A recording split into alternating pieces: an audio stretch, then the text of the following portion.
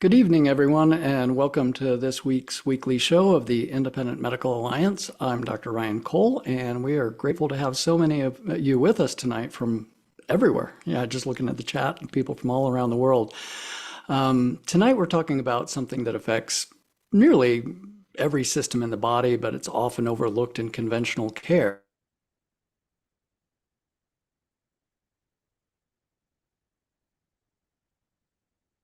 Normal, but you're still feeling off. And how many of you have wondered, whether your body may be missing something just very basic? And that's really the heart of tonight's conversation. Over the next 50 minutes or so, we're going to talk about what your body might be missing.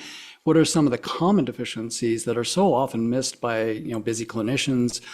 Why the form of the supplement you take actually matters, and how to think more wisely about supplementation without getting overwhelmed.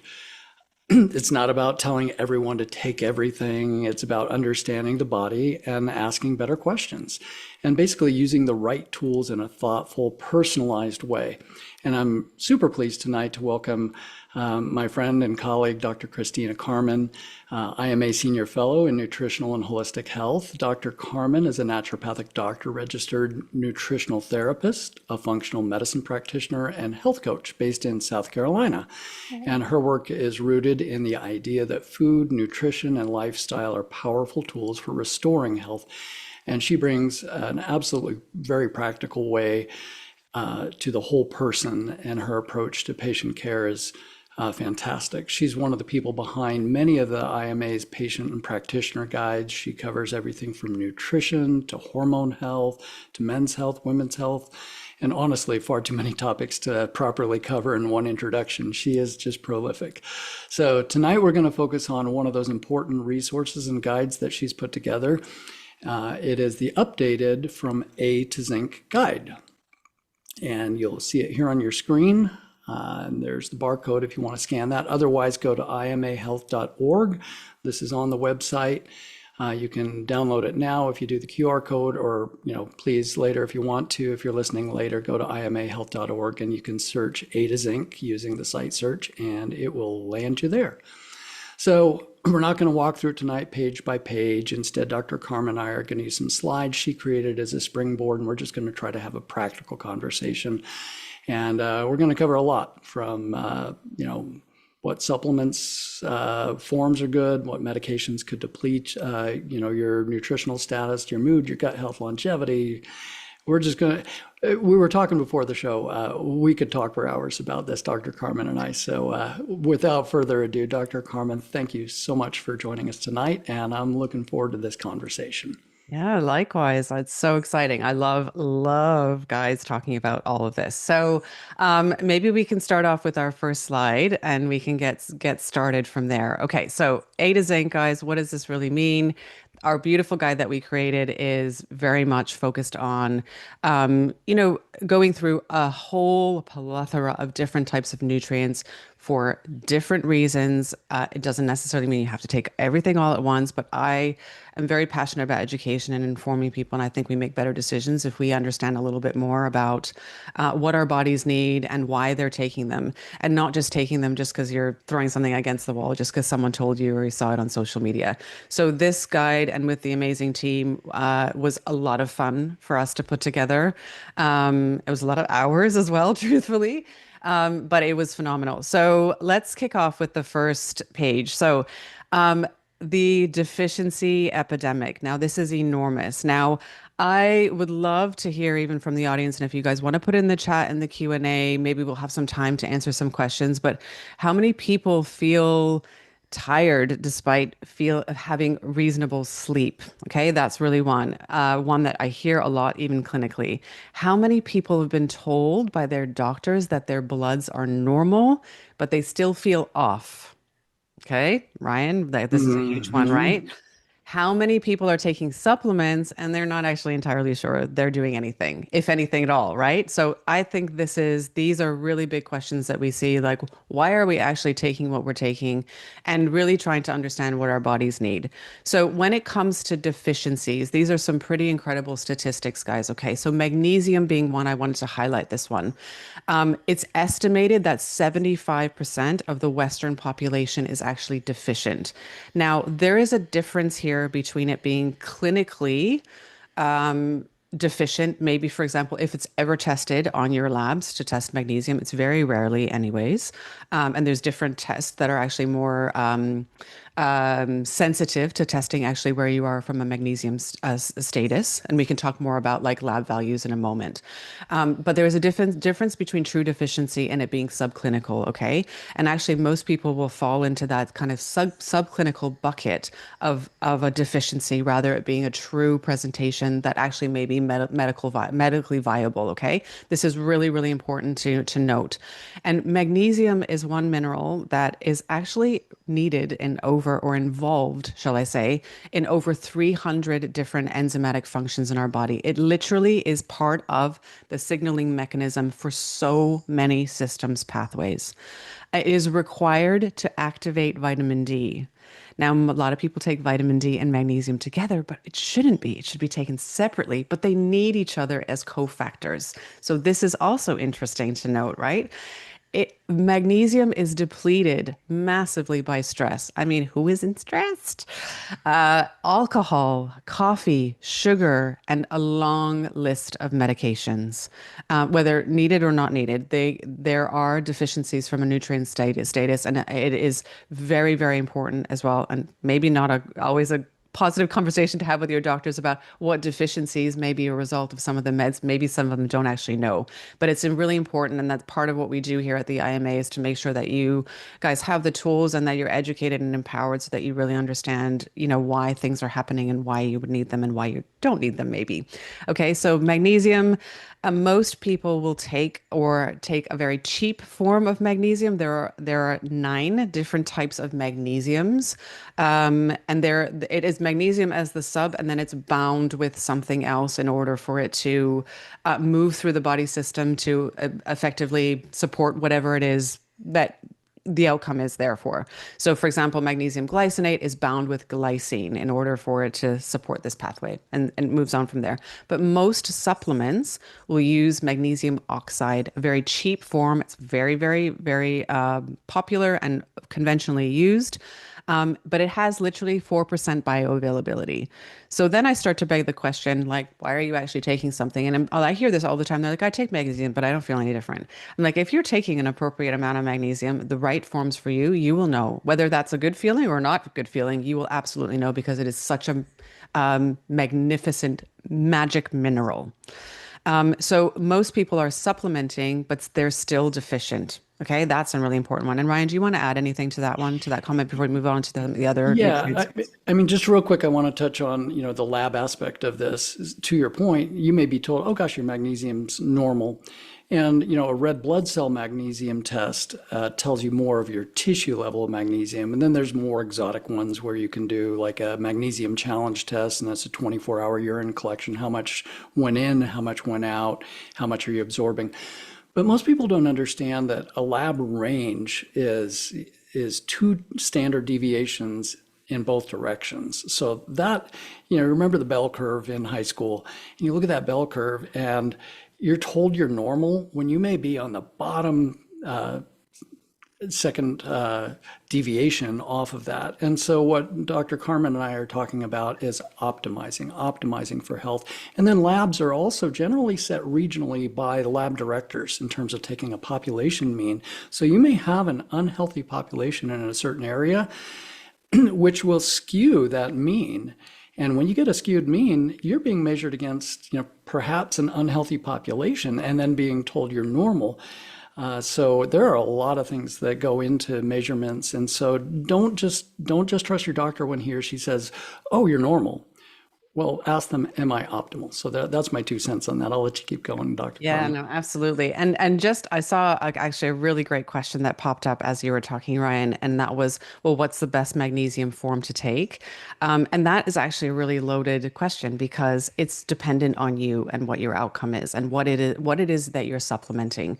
And magnesium might not be appropriate for everyone depending on where you are. Some people actually feel really pretty quite poorly by taking magnesium supplementation.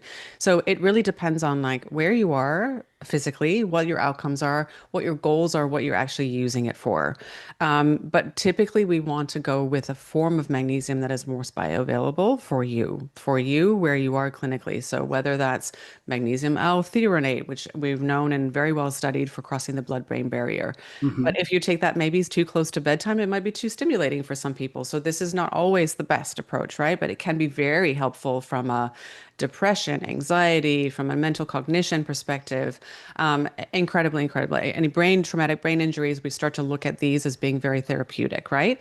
But not appropriate for everyone. Same thing, magnesium glycinate or bisglycinate might be too sedative for some people. Hmm. But it also can be really helpful if there's an issue with sleep. And we see sometimes in certain stages of life where there is disruption to sleep and sleep onset and patterns around that, it can be very beneficial because it's very calming for the parasympathetic nervous system. That's why I take it at night. Yeah. Exactly. And that's why you take at night. But it might be not sometimes some people actually feel it very stimulating. But again, so many factors there by how you absorb it, the form, the delivery. Some people do better with transdermal, so using it as a cream versus using it an oral delivery. Or maybe soaking in a magnesium flake bath is actually more appropriate for you Good old versus Epsom something. salts. Yeah. Exactly, exactly, exactly. So there's so many different things. So I hope that kind of answers your question, but I think maybe that's a question for everyone as well. What form do I take? It's not that simple, okay? It's really about what you want, what the outcome is.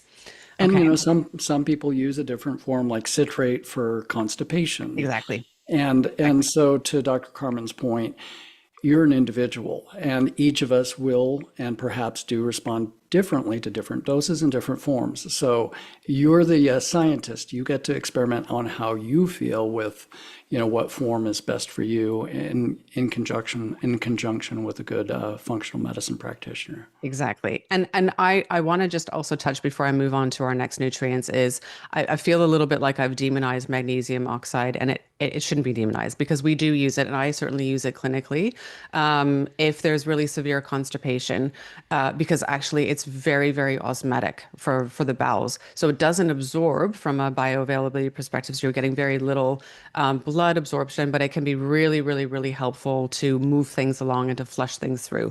So Mhm. in potentially detox protocols, or we're looking at severe constipation, or there's impaction, that's a very, very good form to use for that perspective because it's explosive. It is.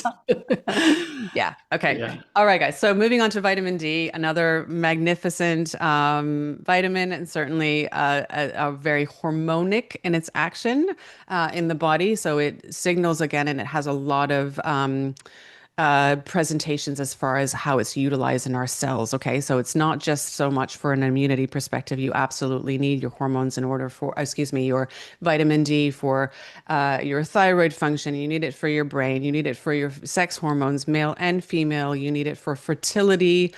So many different things. Okay, it's a very, very central and essential vitamin.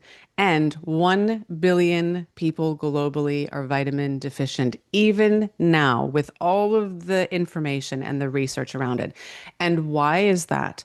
Many reasons. Absorption, form, cofactors. So forms of vitamin D, D2 versus D3. Are we using K2? Are we using cofactors like your magnesium, for example, along with some genetic variations? Some people are very poor uptakers of vitamin D and very poor cellular transporters of vitamin D.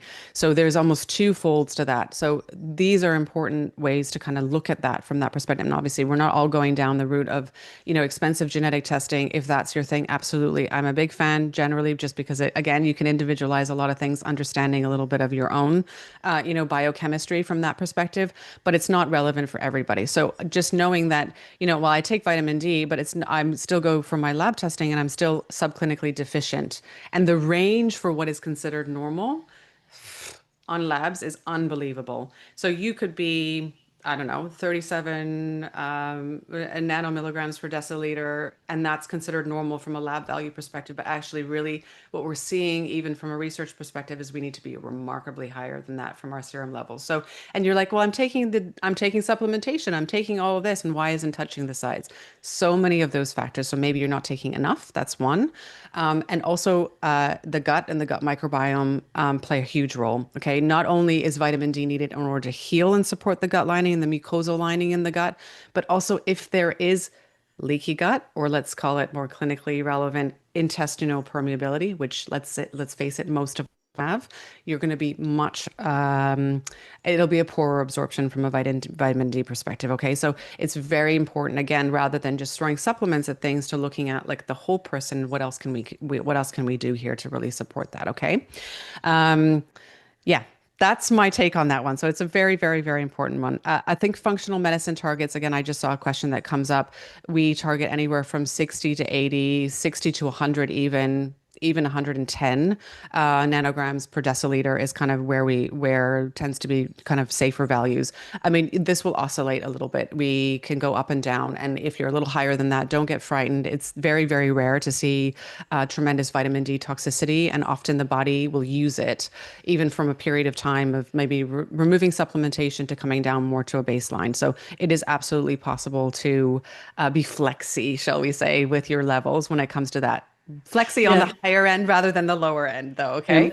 And as a reminder, there are multiple mutations of the receptor. So some people have trouble ever getting up to that range. So you I'm may one be, of them. yeah, you may be one of those individuals out there. So, don't panic if that's the case. But another reminder is just think of it's not a vitamin. It is a prohormone. It has that unfortunate mislabel, but you burn through it every day like fuel in a car tank. That's the way I like to think about it.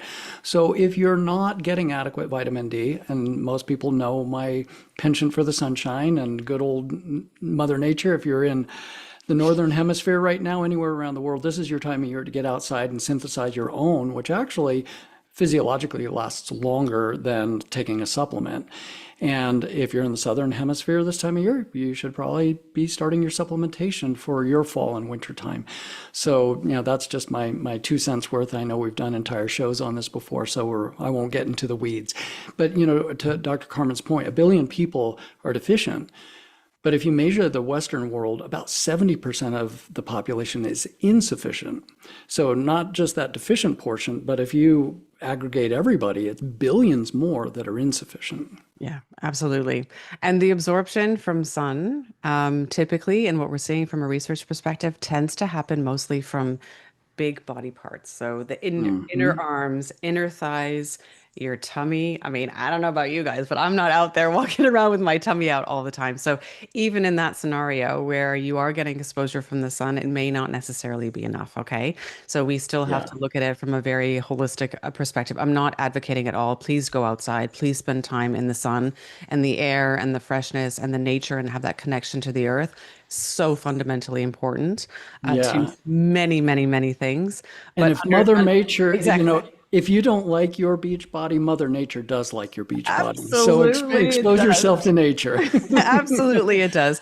And as soon as you put sun cream on, you will negate the absorption that you would get from the sun. Okay, so Absolutely. that's an important one. And then you're also putting potentially toxic stuff on your body. Okay, I mean, the variety of sun creams out there are pretty tremendous, but largely it's not the best. Okay, so just as a little side note there.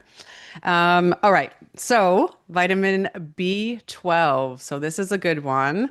Um, it affects, so deficiencies here affect 20% of over 60s. And It's rampant also in younger populations, particularly if we're seeing plant-based diets on metformin. I know as an organization, we are positive for certain presentations for you the use of metformin, but it is a drug and it does deplete certain nutrients, so we have to be very aware of that. Okay.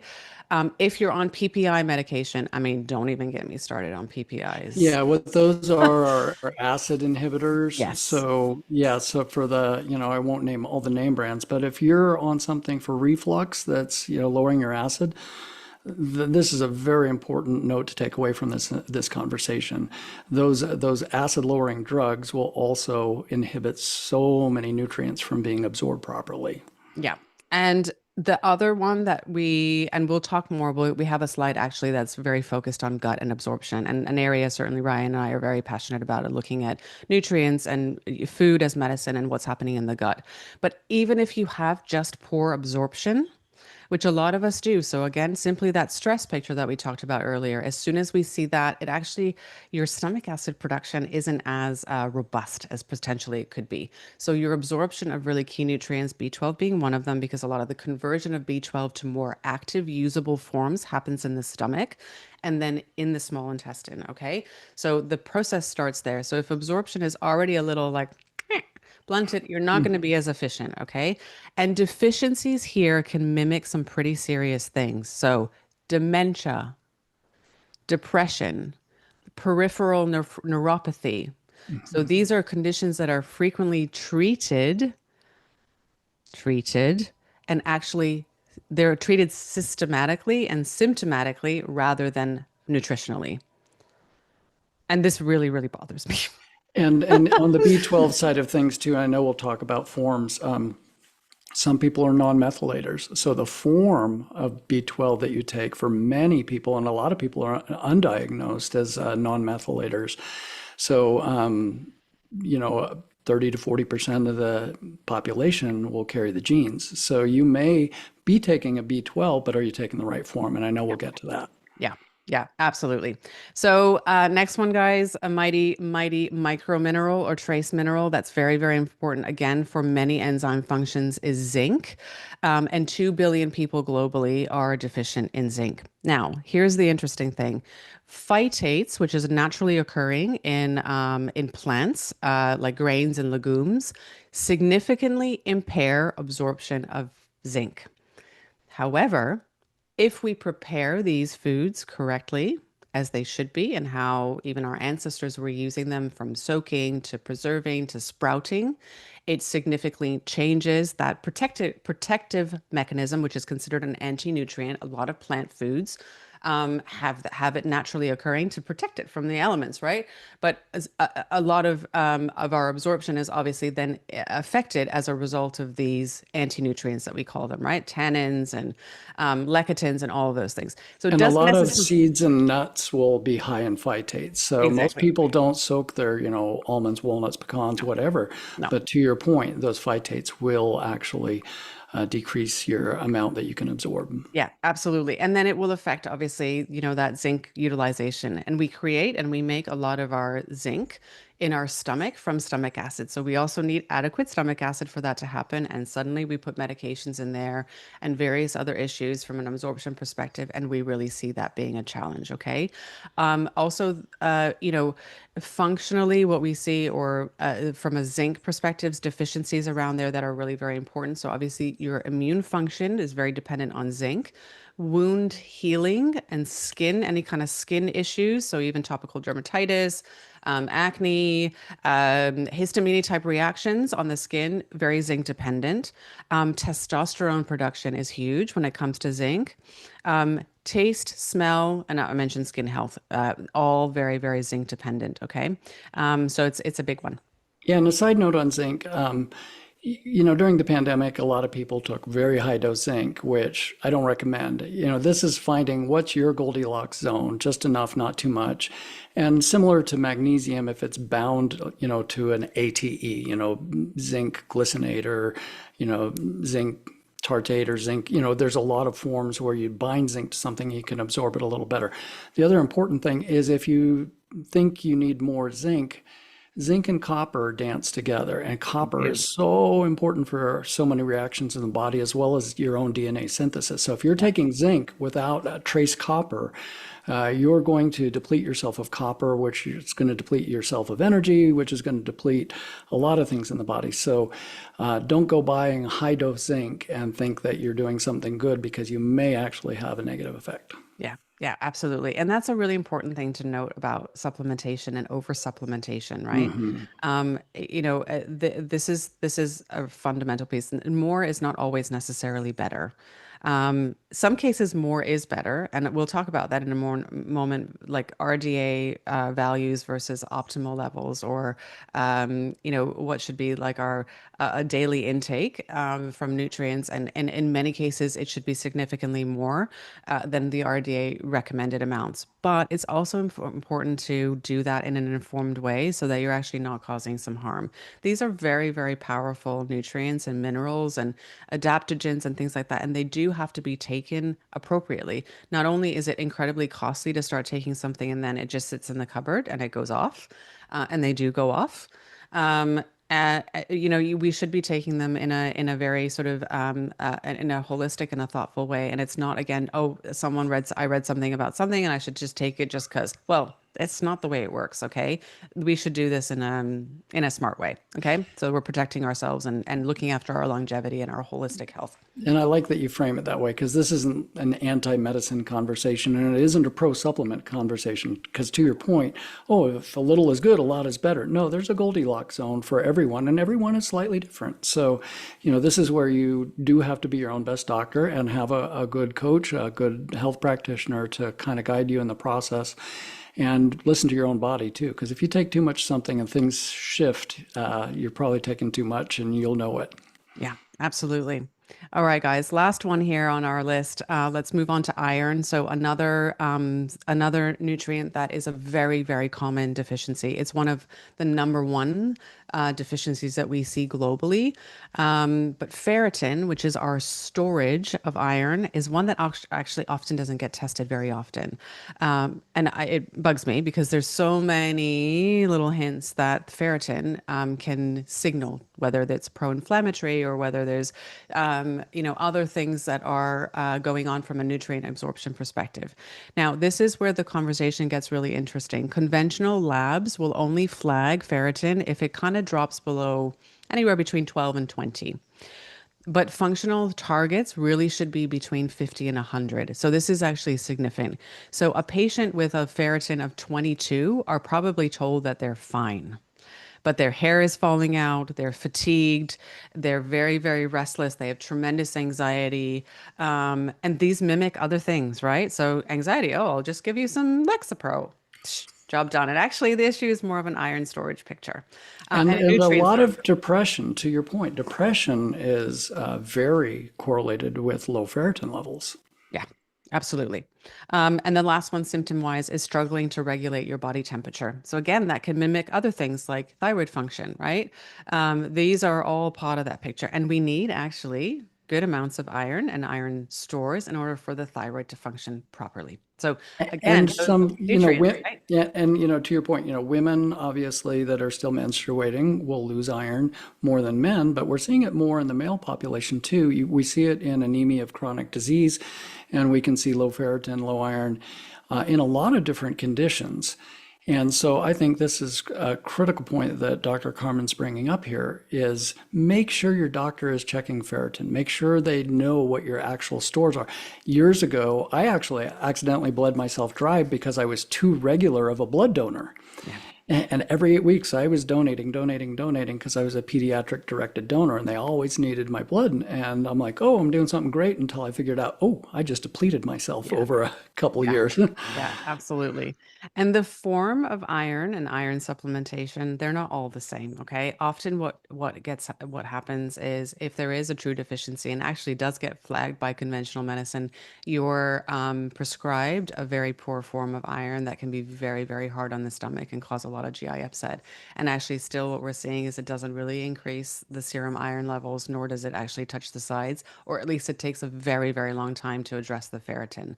Hmm. So, looking at the forms of iron, and it's not as simple as just taking iron supplementation. We have to look at your stomach function and your stomach acid function, your absorption, what else is going on, and certainly cofactors. And believe it or not, guys, even gut bacteria make a huge difference when it comes to an iron picture. Whether there was mold or whether there's fungus and yeast exposure in the body will affect and deplete the iron. So it's not necessarily, is this actually true iron deficiency, or is there something upstream that's actually shunting its absorption from either from diet or from even supplementation? So it's important to kind of again look at it like, have you had some other exposure that could be affecting its utilization? You do have to be careful with iron supplementation because there is a risk of there being toxicity, and we do store iron in some cases, so we definitely don't want to swing too far the other way because it can be very pro-inflammatory. And be aware of that if you're a male, because some people carry a gene called the hemochromatosis gene, where you get iron buildup in the liver. So you've got to be very careful about, what Dr. Carmen's saying here. And I think this loop that you keep alluding to is so important. So much of this is related to a healthy gut. And what we eat and balancing the gut exceedingly impacts our absorption of these vital nutrients and minerals. Yeah, absolutely. All right, guys. So for the interest of time, and I'd really love to be able to have conversations and Q&A, let's talk about the gut and absorption, because I think Ryan and I can go on that for a long time. So I think we have a slide on the gut connection piece as well, which we can show you. Oh, actually, no, let's do this one. So the form, right? Okay, guys, this is really, really good. So here we talked about before. So the form of magnesium oxide, 4% absorbed, more bioavailable. And I'm not suggesting everyone run out and start taking magnesium glycinate is generally more bioavailable. But again, make it personal to you, okay? And we'll talk more about that, why that matters later on. Folic acid versus methyl tetrahydrofolate or folinic acid. Some people are very fast methylators and they don't do well with methylfolate or methylcobalamin, which is your active form of B12. And you need the step below. So it just shunts that methylation pathway a little bit and just gives it a little bit of support, shall we say, okay? 40% of the population actually carry a gene variant, whether it's completely nil or whether it's partially yellow light, called MTHFR. It gets a lot of airtime, MTHFR, and I will say it's not the only one that we should focus on because there are other variants that all play into that whole circle. And that's a great point because genetically you can test for, that MTHFR, but the subvariants of the gene, you may not ever get diagnosed with that. And if you're having trouble with it, it's not an inexpensive test, but that's a great point. Yeah, yeah. There are certainly other genes, how you transport your B12 and how you carry your other nutrients like your vitamin C and what's happening from a liver phase 1 and phase 2 liver picture, because that's part of that whole methylation cycle as well. So it's more nuanced, shall I say, than just the MTHFR, but it is one to focus on and one to look at because a big portion of the population have issues. So looking at inactive forms of your B12 versus methylcobalamin, this is more active. Vitamin D alone versus taking vitamin D3 plus K2 plus magnesium. This is a little triad. And or sunshine. And or sunshine. There we go. But don't take the magnesium with your vitamin D and K2, okay? Because they will actually compete for absorption. And vitamin D3 and K2 are fat soluble vitamins. And no matter what delivery that you're taking it, whether that be liposomal or you're taking it orally, it does really like to be activated with some dietary fats. So that needs to be an important piece to look Yeah, at. And those vitamins that, A, D, E, and K. okay, If you're going to take any of those, make sure you're eating something fatty to absorb those. yeah. Absolutely. Yeah, and those that have issues with their gallbladder or don't have a gallbladder and have issues with bile and fat absorption, maybe looking at supporting that pathway with some ox bile or some TUDCA or these kind of things could be really, really beneficial in order for the absorption of the fat soluble vitamins to be a little more substantial. Okay, so important to look at.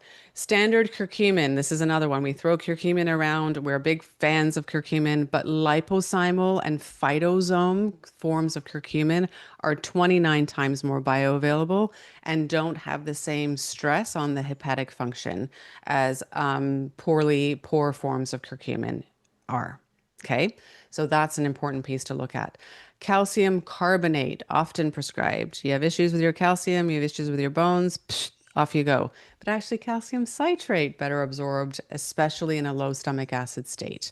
Now, I'm cautious with calcium supplementation, not always one that we use even in cancer patients, or we're careful with that just because of challenges with arterial sclerosis and the blood system, and but looking at it again holistically, where you're looking at it with cofactors. So is there enough magnesium? Is there enough other minerals? Is the stomach acid and the gastric function running really well? And are we looking at vitamin D3 and K2 as part of the picture as well? So it's not as simple as I've got issues with my bones, I'm just going to throw some calcium in there. No, not Yeah, so simple. don't do it without magnesium. Yeah, yeah, Definitely don't do yeah. that without magnesium. Okay, we definitely want a signal. Okay, so now we can get to the gut piece. Sorry, I'm getting ahead of myself. All right, so, oh no, this is another great slide. Wait, we have to cover this one. Hey, All right. keep going, keep going. I This is know. great. There's I just so know. much. Like I It's said, so we could much. talk for hours, but We we can talk won't. for hours, but it's so good. Okay, guys, so the And this is why medications. Dr. Carmen's guide is so great, guys. So do download the guide. So funny. Okay. So, what are the medications, like top medications that we often see get prescribed? A lot of people get this at some point in their lives. Statins, very, very quick to throw statins in there as soon as there's just a little bit of elevation in cholesterol, which, oh gosh, why are we even just testing cholesterol alone? Why aren't we looking at the whole picture?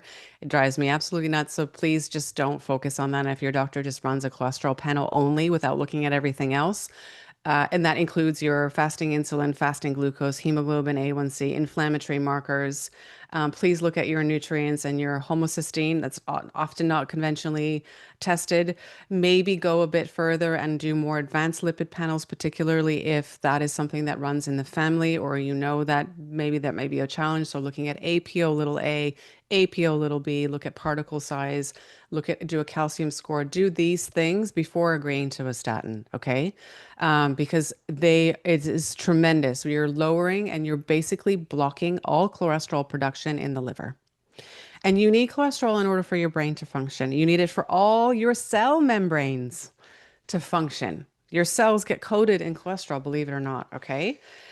You need it If for your if hormones. someone calls you a fathead, it's because your brain is actually made of cholesterol, so your membranes. So it's 100%. actually it's a compliment. You don't want to deplete those fatty No. membranes. No, we make all our hormones. Pregnenolone, our master hormone, is made from cholesterol, from our dietary fats, and from cholesterol from our liver. So it's tremendously important. If we're blocking that pathway, just wonder what's happening downstream to all And of the our metabolic majority of your systems. cholesterol is made by you yourself. You Yes, know, you yes. synthesize your own cholesterol. So some people, they run high. And over the years, again, going to lab medicine, normal used to be 300. And then they came up with drugs to treat it. And then they lower it to 200 or, 220. And now they want to lower it to 200.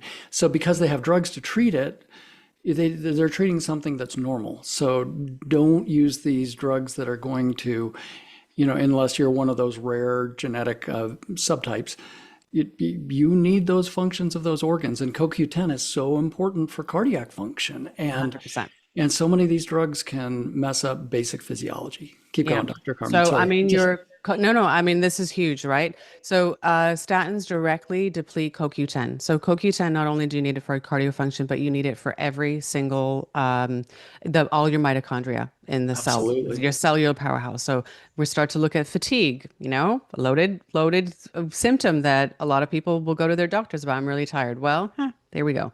Carnitine, very, very, very important for the brain, very important for the cells. Depleted magnesium, dilacol. So this is not conventional and often not looked at, but it is directly responsible for glycoprotein synthesis in the liver. This gets blocked. Okay, this is very important. Fat soluble vitamins like your D, your K, your A, your E all get depleted and affected downstream simply by statin medication. Now, metformin Vitamin B12, CoQ10, magnesium depleted. PPIs, slow your omeprazole, your acid reducing blocking medication. And I will say this.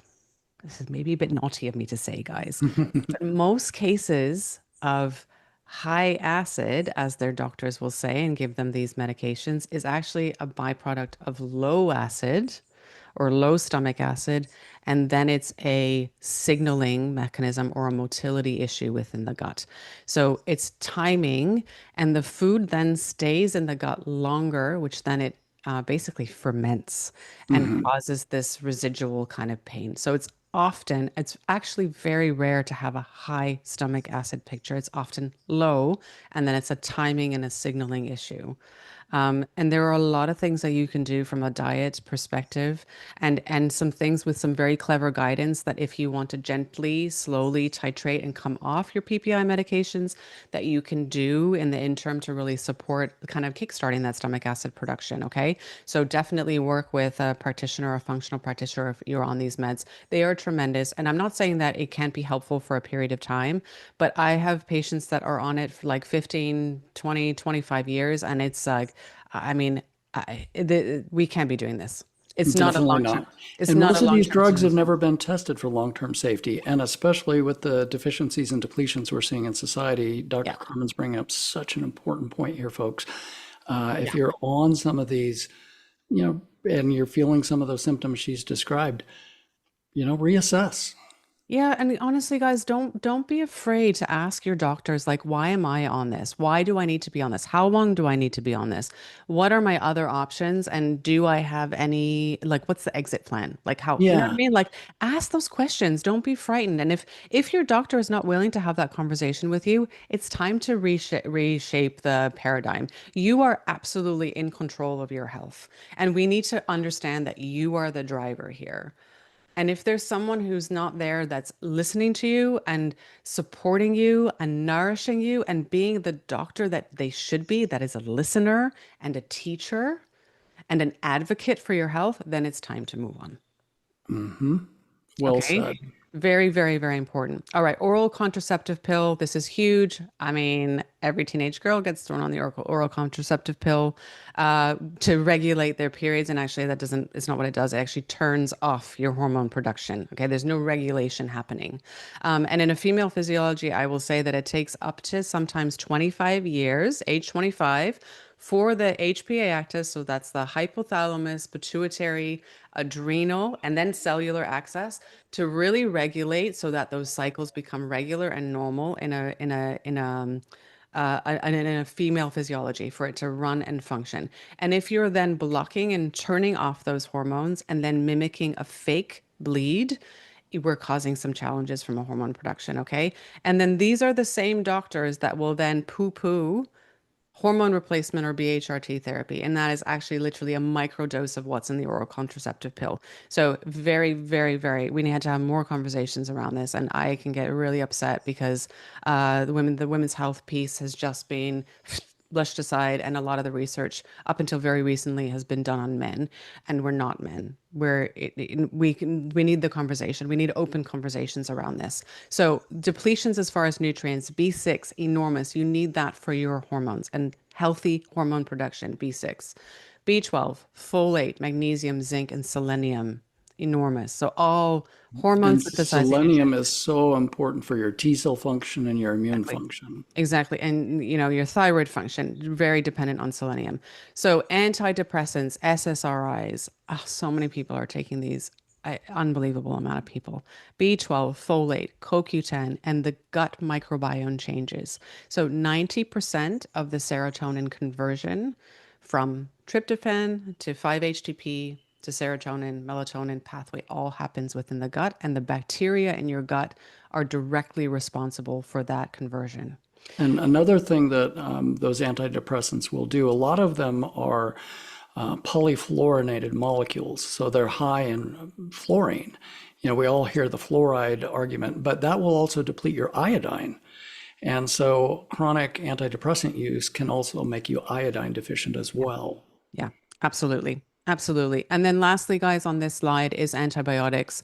I'm not against the use of antibiotics by all means, so please don't get me wrong here. I am against the chronic use of antibiotics when every single poor little child that has an ear, nose, throat infection, whether it's viral or not, gets thrown antibiotics because it's an easy fix. And actually, in many cases, a lot of this can, with some gentle support and some nutrients and some time and some rest and some sunlight and all those things can if we nourish the body, the immune system knows in many cases what it needs to do.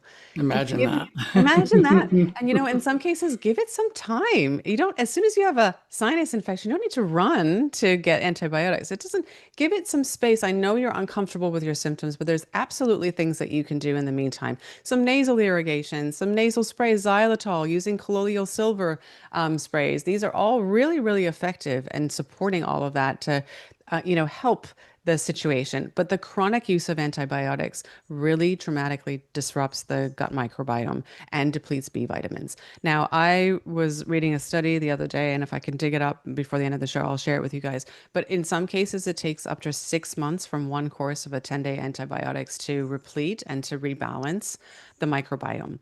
And this concept of it being like it just washes everything out is untrue. Okay. It's not what it's doing. It's basically cutting the grass, if that's a good analogy. So That's a great analogy, yeah. So you actually. think you have a terrain, and then you start to colonize, right? And what you're doing is you're cutting down the good and the bad. It doesn't mean it's gone completely. It's absolutely has the resilience to repopulate, but it needs the support and the love in order to do that. And again, to Dr. Carmen's point here, this isn't anti-medicine or anti-use of certain medicines. It's prudent use thereof. I mean, antibiotics saved my mom's life this week. She was in the ICU with Yeah. sepsis. Yeah. She needed it, saved her life. Absolutely. She's doing much better. But to that point, just oh yeah, Johnny has an earache. Yeah, you're going to mess up the microbiome over time if you keep just, oh, well, I need an antibiotic for this, that, and the other. You probably don't. Yeah. Dr. Carmen's right. Yeah, absolutely. All right. What's our next slide now? Maybe I'm at the gut now. No. Okay. So, guys, if you do nothing else from a supplementation perspective, and I would highly recommend that you get some baseline labs done and then have them assessed from a functional perspective. And I'm not talking Chat GPT or Claude kind of functional perspective. Like do this right so that we're actually doing it correctly. Okay. They do make mistakes. And I know a lot of people are running their labs through these programs and through the AI. It does have a place, and I'm not negative against that at all. I mean, I use it too. We all use it. It's part of our lives now.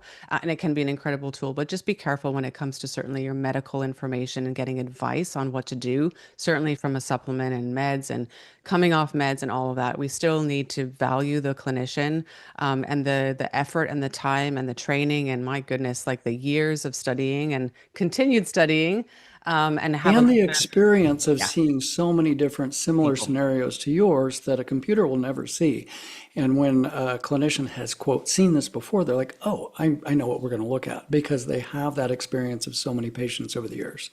Well, and making that call, like the computer doesn't know what your health history is. It doesn't have the relationship with you. It doesn't have that camaraderie and that conversation to understand, well, actually, is this the right time for us to introduce this, or shall we start just with one and Right. start here and then layer other things in? You know what I mean? And I think that's a really important thing to remember. It's not about taking everything at once just because it was what was recommended and what you think is right.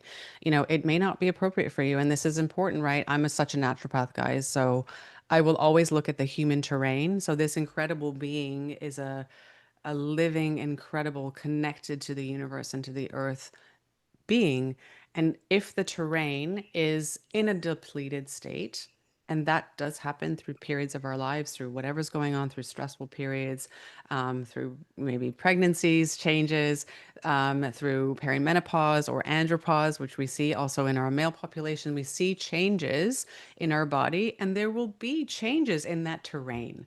Yeah, Now, I call that manopause. menopause, exactly. So does that mean that I'm just in that depleted state? Does it make sense to throw all these supplements at you because you're not going to be able to utilize them in the most effective way? You absolutely are wasting money and you could really hurt yourself. So it's important to look at, again, holistically.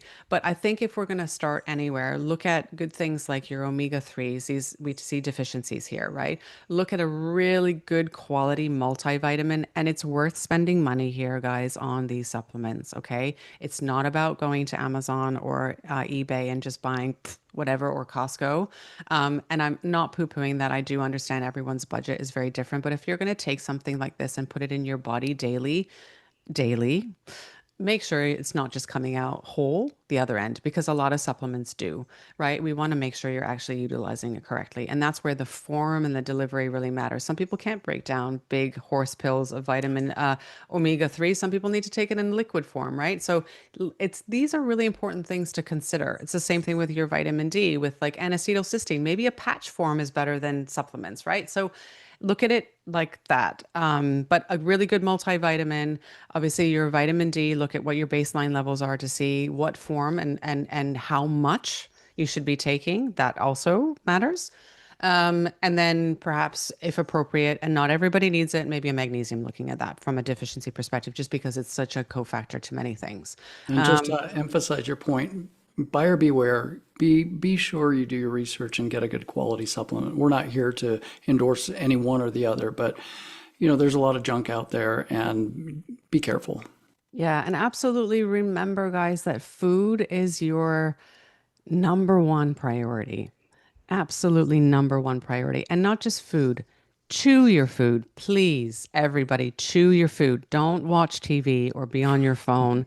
Use a knife and fork so you're actually cutting up your food. You're taking small pieces in your mouth. You are activating actual real chemical processes in your body when you chew your food. Amylase, first of all, the signaling, the intention mechanism in our brain starts to kickstart to signal all the other cascade that happens from a metabolism and digestion perspective from the action of smell. You're smelling your food, so that's beautiful, and preparing food on your own at home, maybe if you can, to then chewing your food. So amylase production, one of our digestive enzymes that breaks down carbohydrates, begins actually in our mouth and then Hmm. signals the rest to keep going. And what I see is people are drinking and eating as well at the same time. And I know I've talked about this many times in other webinars, but think about this. And I know Ryan will back me up on this one. Hydrochloric acid production is our stomach acid that actually gets activated by this chemical process in our brain. Think of that as your fire. Okay, that is fire. It's creating heat and thermogenesis in order for you to receive that food and metabolize it and break it down into chyme so they can further then absorb nutrients and break it down further into in your small intestine. Okay. What happens when we put any fluids, whether that hot, cold, or anyway, onto fire? You're going to quench it. They're going to quench it, right? So maybe top and tail your meals with fluids. Absolutely. I'm not talking about a dehydrated state.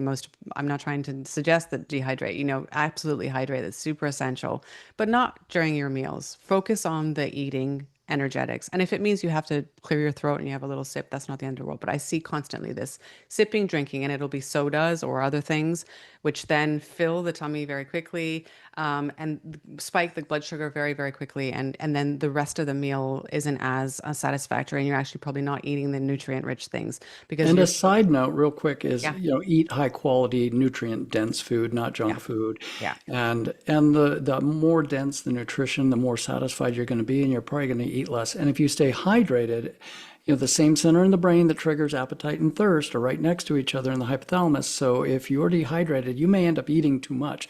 So if you stay hydrated during the day, at mealtime, you will be more inclined to eat an appropriate amount. And the chewing piece, I know I'm harping on that, guys, but it does actually play a huge role in activating your natural GLP-1s. Believe Yeah, it or but with your not. mouth closed so you don't annoy your family or your friends. Yeah, absolutely. But the natural GLP-1, we activate this. We have this in our bodies. So much of this is dependent on the foods that we're eating and how appropriately it activates. So protein is a really big one that we need to have appropriate amounts in our diet. And maybe sometimes including that as part of the first part of the meal really will support the activation of this natural cascade. But I think my takeaway or what I want to leave you guys all with is just remember that food is everything. It will signal, and it's the messengers to every single one of the cells in your body. Absolutely. Let thy food be thy medicine, let thy medicine be thy food. And we've known that for a long time. And again, quality food, a lot of what Dr. Carman has talked about tonight, glyphosate takes a lot of those minerals out of our foods. Yeah. So if you're buying just willy-nilly, try to eat as close to nature as possible and organic as possible. Again, I know the expenses, I get that, but just prioritize food as your medicine, and then you won't be deficient in a lot of these things if you're eating good quality food. There's really great resources as well, and we've certainly done some fabulous things with the IMA, like your Clean 15 and your Dirty Dozen. Like these, look at these as resources so you can kind of prioritize where you're buying organic. And in some cases, you actually some of us think that we need to actually eat a lot in order to get the nutrients, but you don't, right? It's chewing the food, it's using good quality ingredients. I do understand, guys, that we live in an environment where our food quality isn't what it used to be. And we are seeing, obviously, we're transporting food around the world in order to feed us, and that will degrade the nutrient quality. I understand that, but don't use that as an excuse to say, well, I'll just take supplements. Still use the food. You're still getting the nutrients from it if you're using this and doing this in a smart way. But I think my takeaway will be is that that's your base, that's your number one, because it's going to feed your gut and your gut microbiome. It's going to appropriately support digestion and elimination. So a good poop every day. We need that. And then be thoughtful about whether supplementation is necessary and needed. And it may still be, and that's okay, but always look at the food first. Right. And I want to highlight again, the guide is fantastic that Dr. Carmen has put together. And there, I don't think we'll have time tonight to cover some of the, supplementation that has been researched in terms of longevity and other factors and healthy aging. But That's our next show, Ryan. yeah, that's our next show. I think maybe we'll do some of those Yeah, little more 100%. esoteric ones Yeah, that are under 100%. research. And I know Autumn's popping on our screen here with, I'm sure, tons of questions from the audience. I see the chat's been incredibly active, and Yeah, we're just grateful that you guys are so engaged. I know. I love it. So, Autumn, we're going to turn it over to you to fire some of those questions at us. Yes, the chat has been extremely engaged, so I'm just going to try to go through rapid fire since we're almost at the top of the hour here. And some people are asking for part two, so I'm definitely thinking we're going to do a part two of this one. Yes, most definitely. Bob asked, is it true that there is a synergistic effect between vitamin D from supplements as well as vitamin D produced by the sun exposure, and that you need both for optimizing vitamin D levels? Also, we've just had a lot of questions covering what are optimal vitamin D levels. If you guys could mention that again, because we've had a lot of questions on that. Yeah. Yeah. So I'm going to say yes to that. Absolutely. You do need the sunlight. You need the sunlight. That is your activation mechanism. Remember, guys, we are earth beings. Okay. We are connected to this incredible energetic world. Whether you believe that or not, or you think that that is completely woo woo, I mean, go ahead, think that I'm woo woo because I'm happy to take it. But we are very energetically connected to the earth. We work and live on frequency, and we're getting frequency from the sun. And it activates a lot of our cellular processes. We do need to be outside. And part of that is the vitamin D picture. Okay. And you activate it much faster with the sun. If you take a supplement, the hydroxylation, the step that happens in the liver, can take several days until that step happens if it's in supplement form. So that sunshine is absolutely critical. And to quickly answer the optimal levels of vitamin D, aim for higher than 80. If you're at 55 to 60, most people, your receptors are saturated. Some people need it higher, like Dr. Carmen's saying, but shoot for that range that she said. 60 to 80 is a great range because you're going to burn through 5 or 10 units a day, and when you're sick, you're going to burn through more. So keeping that tank full, especially for quote the trip ahead, if you go into illness, then your body's prepared, your immune system is tuned. Laura asked, what is the best way to bring up extremely low ferritin in inflammation? And she also is experiencing some form of chronic disease. Yeah, that anemia with chronic disease. In severe cases, then an iron infusion may be indicated in some individuals. I personally, after I bled myself dry years ago from blood donation, I ended up going in and getting some infusions. But looking at the cofactors, right? So iron absorption is really, really effective if it's also paired with vitamin C. So that might be something to look at is, products that actually include that. So like an optiferin or something like that can be really helpful, but also make sure that the gut and the gut microbiome are in a good state. And you may need like to double dip, right? You may need to use like an oral delivery, but you also may need a patch, like a bottom of the foot patch, so that you're slowly and gently infusing the cells. I will say that ferritin takes a long time to restore. It does. And a lot of iron supplements, this is where go get a high quality one because a Yeah. lot of them can be just very constipating and slow absorbing. So get a good quality iron. Yeah. An anonymous attendee asked if green tea will inhibit iron absorption. It can. So it's caffeinated, right? So anything caffeine, anything really calcium rich, take it away from any iron supplementation. And green tea's benefits are tremendous, right? So definitely include that if you can, and if it's your thing in your diet. But just be careful with some supplements because it does block the absorption. And we'll work on this going forward because chrono supplementation, the time of day Yeah, and what you huge. take things with is so important. And again, we don't have time to cover it here. We'll do that in part two. Yeah. But yeah, important. So to her point, if you're going to drink your green tea, don't take your iron supplement and your green tea at the same time because you're counteracting what you're trying to accomplish. It's the same thing with probiotics. Not all probiotics are the same. Some are better, with food. Some actually, truthfully, are better without food and away from other supplements, certainly away from antibiotics or other medications because it will affect all of that absorption. So I would absolutely love to do a show. And if you guys are up for that as an audience, certainly we can do something on like supplement timing and when to take it and how to take it. Yeah, most definitely. We'll have to do that just based off of the amount of questions that we will not be able to get through. We definitely need a part two. Ellen asked, is it possible to have high lab levels like for D, vitamin B, et cetera, but not be absorbing them? Are there ways to test for absorption that could be better? She specified in New York State, but just if you guys have any thoughts on that. I mean, your indication of D in the blood is a matter that you have absorbed it.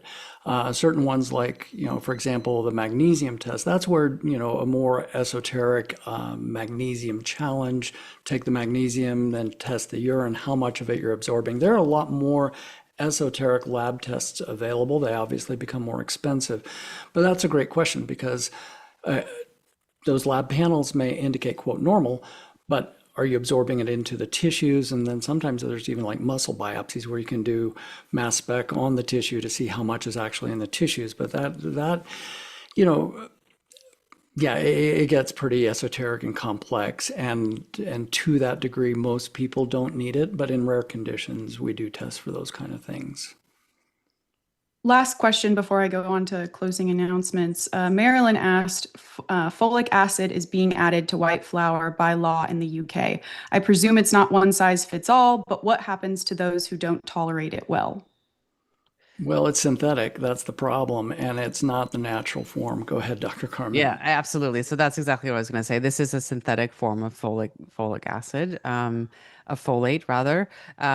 So I start to question absorption, all those issues that go along Neurologic with that, right? conditions, Neurologic brain, conditions. yeah, all Yeah, sorts of bad yeah, effects of these, quote, we think we're doing a good thing by processing things to a degree and then adding things back in. But so yeah. many of the things that are added back in are not the natural form. They're not close to nature. And a set percentage of the population, they certainly have a negative effect. And never mind what is that actually doing to the structure of the wheat and the wheat protein. Okay. So that's also an important one to look at. It will change the structure. So when we're starting to see all these gluten intolerances and issues, that's part of the picture, right? Fortified foods can absolutely disrupt the whole picture, the whole cascade of absorption and digestion. So it ends up being an inflammatory picture rather than it being a supportive picture from a nutrient perspective. Okay. Yeah. Makes sense. Dr. Cole and Dr. Carman, before I move on to our closing announcements, is there any final thoughts that you'd like to leave with our audience? We'll definitely have to get part two scheduled because I feel like we're just leaving the audience with so much unanswered questions.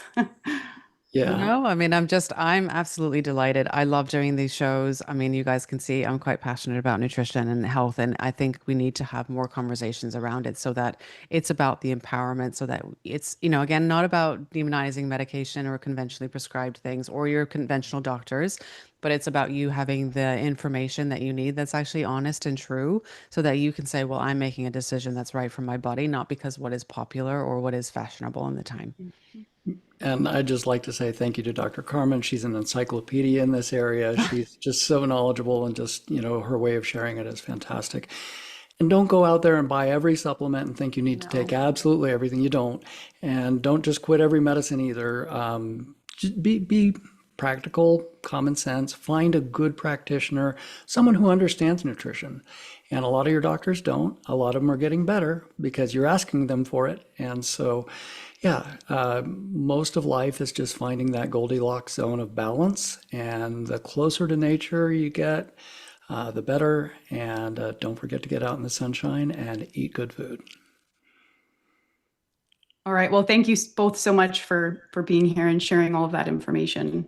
I'm going to move over to our closing announcements. Thank you, Autumn. Thank you. Thank you. Thank you, Dr. Carmen. Thank you. All right. Well, if you enjoyed the discussion tonight, go and download this free guide that Dr. Carman and our team have worked so hard at. They have broken down the full A to Zinc guide into 6 companion guides, making it a bit easier to digest all of this information. If you'd like to check that out, you can by visiting the short link on screen, or as Dr. Cole mentioned earlier, you can visit imahealth.org and search A to Zinc in our AI search engine. IMA Academy is now live at academy.imahealth.org. This is a major step in IMA's mission to restore trust in medicine by making high quality, independent medical education easier to access and share. The Academy has launched with more than 225 lectures, 130 hours of educational programming, and 56 physician and subject matter experts across dozens of specialties.